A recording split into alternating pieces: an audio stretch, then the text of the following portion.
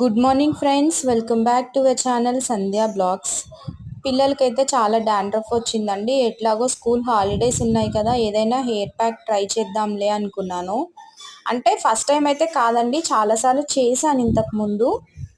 ఇప్పుడు మళ్ళీ అవసరం వచ్చింది, డాండ్రఫ్ ఎక్కువైపోయింది చాలా.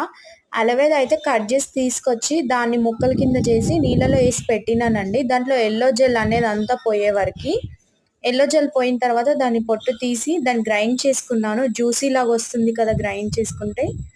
దాంట్లో మనకు కావాల్సినంత కోకోనట్ ఆయిల్ అయితే కలుపుకోండి, నీట్గా మిక్స్ చేసుకోవాలి. ఎంత మిక్స్ చేస్తే అంత బాగుంటుంది.